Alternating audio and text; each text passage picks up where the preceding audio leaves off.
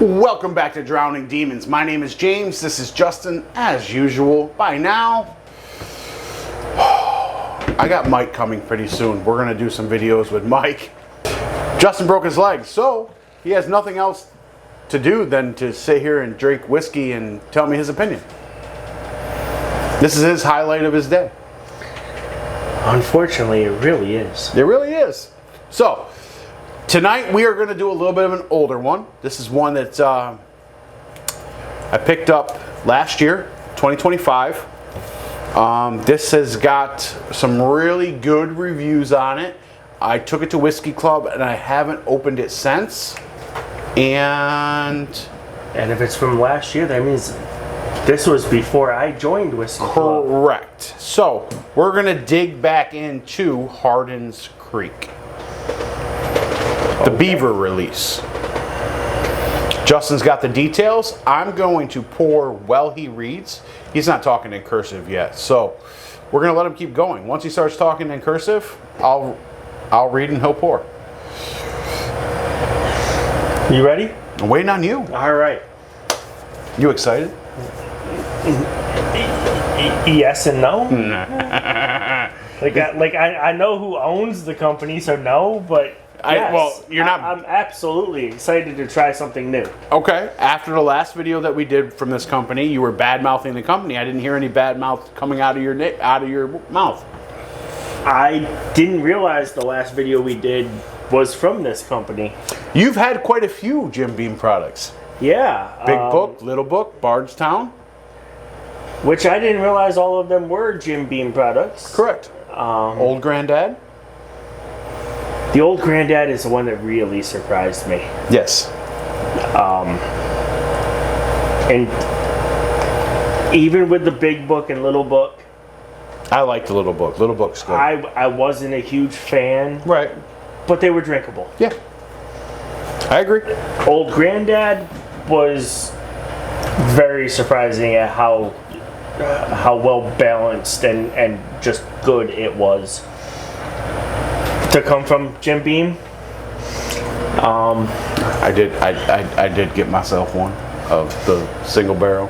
That will be coming soon. Everything on this lower shelf we have to film. Justin keeps looking at it as it keeps growing. So another Jim Beam product.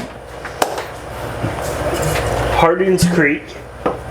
Release number 2, class The Beaver. The second series of Hardin's Creek explores how a whiskey is shaped by the warehouse it calls home. This particular whiskey rested in Warehouse R for almost a century. Warehouse W has sat sturdy in its creekside location in its dense 5-floor construction, enveloped in the humidity of the surrounding air. This bottle is from Warehouse W, not R. So, this is from Warehouse W. It's aged 11 years, 55% alcohol volume, 110 proof. It is on the 5th floor of the elevation in Clearmount, Kentucky. I do like how they tell you which floor it comes from. So for 11 years, the whiskey rested in our oldest warehouses. Burrowed among the barrels, it spent season after season, building up the strength and depth we enjoy in it now. I will show you the bottle. It is a pretty cool bottle. They have multiple different variants of this, or not of this, but they have like the owl and some other ones. But Hardin's Creek, you can try to get it to zoom in there. Warehouse W, 11 years, tells you a bunch of details on the side, which floor and all this other stuff. Pretty cool, very cool bottle. So to finish this off, it says it feels like the kind of place you might find a familiar creature in North American Beaver, setting up a lodge built to last where the stream cuts through the forest. There it is. Tasting notes. Some people have remarked this whiskey is lighter on the oak and smoke than others in this series, instead leading the sweet aromas. But we'd suggest you take a sip and decide for yourself. I actually like that.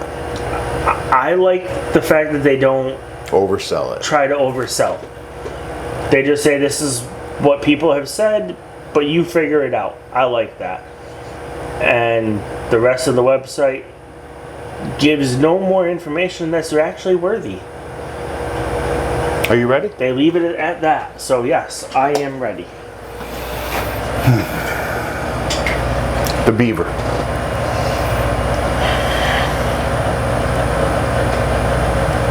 Over a year.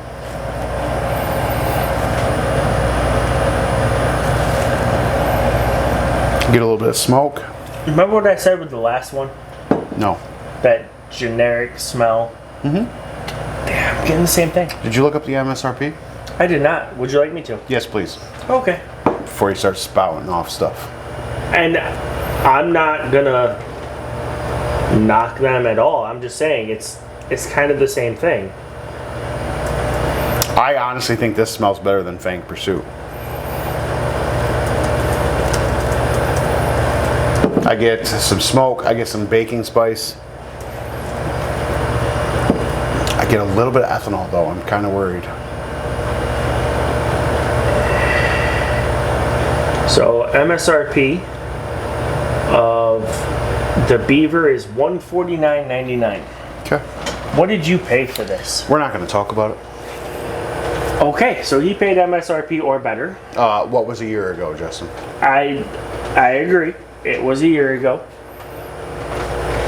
It's one of those moments where New York, they can charge whatever they want for a bottle. It's not a controlled state.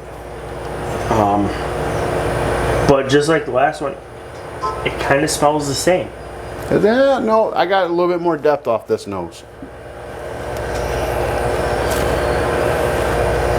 I get a little bit more proof, I get a little bit more oak, and I get definitely a lot more baking spice.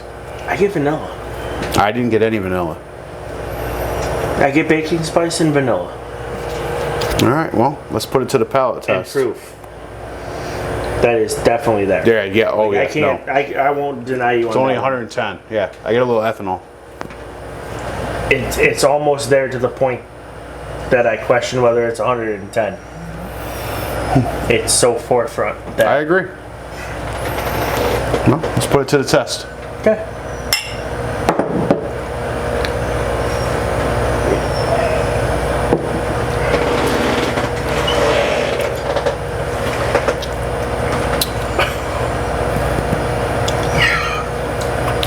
Just saw his eyes, they bugged. Because the proof is there. Proof is there. You can smell the proof. The first thing you get hit with is the proof. Yes. And I like high proof stuff, but that's a different type of proof hit. That really is. That there's no subtle about that.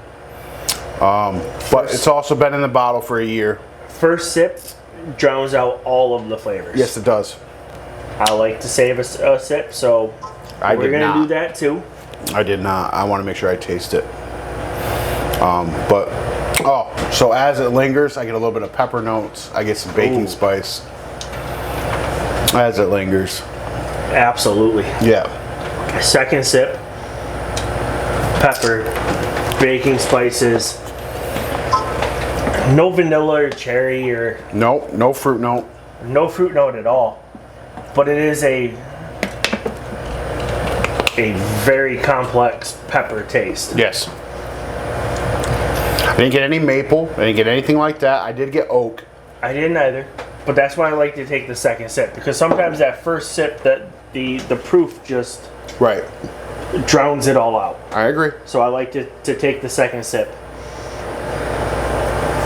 But I will say this. That second sip was good. If I had to choose between this and Fang Pursuit, I would buy this every day. Give me this and a medium rare steak. Yeah. Yo. That was good. Yeah, little tomahawk. The second. But the then second again, sip. now that Justin said that, yes, this is better than a couple of other things. But I would still scoop a bottle of Charles E. Goodnight to go with my steak. Absolutely. That's only $60. That one with the pepper taste that it had. And that actually, I think that's the one that got me to start thinking peppery goes with steak. Correct. Like that. Yeah, this was good for half the price. Was Absolutely really good. But I like to do the 2 sips because sometimes that first sip, I agree. the ethanol, for somebody that doesn't like the proof, sometimes that first sip just catches you off guard. Mm-hmm. So the second sip, you're already aware of what you're going to be getting ethanol wise, and that's actually really good on the second sip. I like I said, there wasn't much there, but I did get some baking spice. I did get a little bit of vanilla. And like the first sip, I got none of that. You got a little bit of proof. I got all proof. All of mine was on the lingering part. The second sip was all pepper for the flavor and the lingering. That made me want more. Perfect. Like that's good. Let me ask you this: would you buy this bottle again? At the MSRP of $150? Yes. No, I would go with the Goodnight Charlie. Charles Goodnight? Yeah, that one. I would even go with James E. Pepper over this, I think. Yeah, it's really good. It is really good. I just don't like the price point. And that's my, like, if I can get the same flavor notes out of something that's half the cost. Correct. I'm going to go with something half the cost. This bottle here is really good, but it also makes me appreciate James E. Pepper and Charles Goodnight. Yes. Like that was really good. Yeah, it was good. But then again, if I could get this at MSRP, I paid a little bit over MSRP. If I could find this at like 130, 120, I'd probably buy it again. And I could see that being hey, I caught it at 120. We're going to do a steak night as a family. Let's bring it along. Correct. But then again, I could see that as being a repurchase. One of your favorites is Blanton's. Absolutely. Would you buy this over Blanton's? No. So let's not try to hype it up to what it isn't. I wasn't trying. I know. I'm just saying. Because I also don't get the pepper flavor off of Blanton's that you do this. I do this. I totally agree. So like, I totally agree. There's differences. There is. But for a Jim Beam product, that's pretty damn good. A second sip, that is really good for a Jim Beam product. It's just nice to open my little brother's eyes and taste buds to a little bit more product that he is normally scared of. And all of my Jim Beam product tastings, I've never had a second sip. Okay. It's always been the first one. Well, old granddaddy did good with. Because Whiskey Club, Oh yes, we do. we're small. very Yeah. small. Yeah. Here we're a little bit bigger. Here we're a touch bigger. Correct. First sip, absolutely ass. Okay. But the second sip definitely made me enjoy that. Perfect. So yeah, I would. I don't think I would go out hunting. Right. But you come across a bottle for 130, you'd buy it? But if I stumbled across it for less than a MSRP, it would end up on my bar. Okay, I agree. So there's other versions. There's the Owl. There's there's 5 different versions of it. I'm quite sure because they have 5 different levels 3. of the 3. Mushroom, Beaver, and Owl. Mushroom, Beaver, and Olive. If I come across a mushroom, I will probably pick it up. If I come across a owl, I will probably pick it up. I would do the same.